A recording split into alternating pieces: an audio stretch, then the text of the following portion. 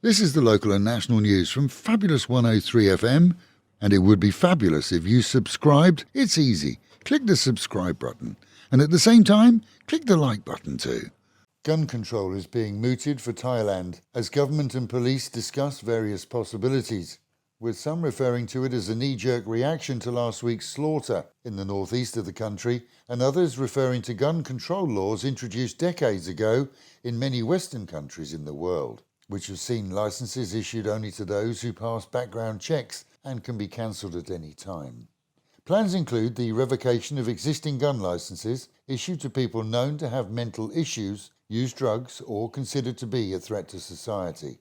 The real issue for all, though, is that, in all honesty, gun control laws will be impossible to adequately police, seeing many regular members of the public unable to purchase guns legally, but the criminal and the deranged finding it easy to buy them, albeit under the counter.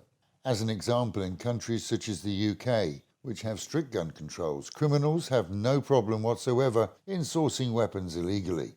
Here, the chances are that soon we'll see gun amnesties, similar in every way to those offered in the past in many other countries, and inviting the general public to hand in any illegally held weapons and ammunition without any fear of reprisal. Thailand, along with China and India, have abstained from voting on a UN resolution that will see all UN nations refuse to recognise the legality of the enforced annexation of 4 Ukrainian provinces to Russia. The resolution was passed easily despite the abstentions, 143 member states in favour, 35 abstaining, and Belarus, half of Korea, Nicaragua, Russia and Syria voting against. 2 residents of Sakon Nakhon face court after videoing themselves beating the living daylights out of a 26-year-old whom, they claim, stole a generator and motorbike. Both in their late 40s, the men took the errant thief from his home, filmed themselves on their phone as they beat him badly, and then told him that if he told them where their equipment was, he could save himself from drowning. They sent the clip to his family, who duly called the police. Amazingly, they claim they're not guilty. In Ayutthaya, close to 6 dozen temples and historic buildings are reported to be in danger of collapse, with many still flooded and water levels reportedly rising. Experts are hoping that the foundations will hold out, despite water tables being above ground. Police barely saved a lonely-hearted woman who was beaten so badly that in addition to facial injuries, 10 ribs were broken by a man that she'd met on the internet.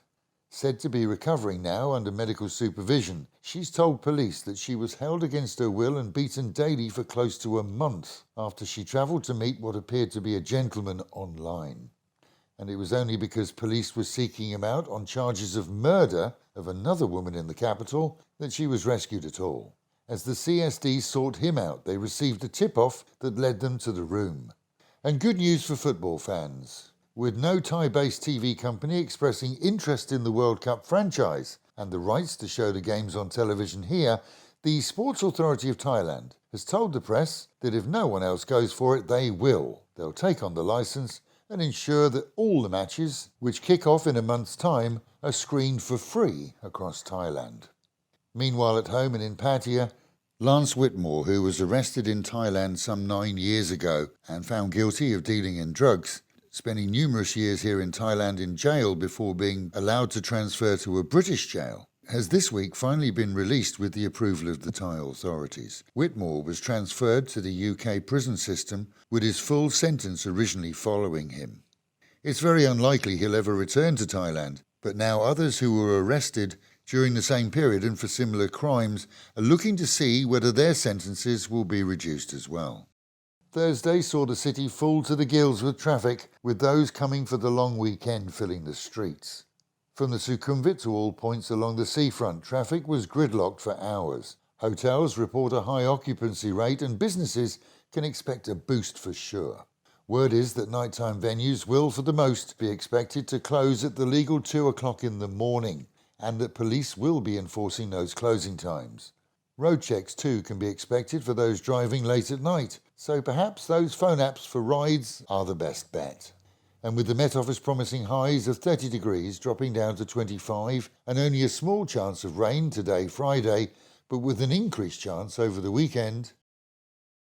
Local and national news today from Fabulous 103 FM and Fabulous Pattaya Media Group. And to get a notification every time we release another bulletin or program, like and subscribe to our channel, Fabulous Pattaya Media Group, by using the link below.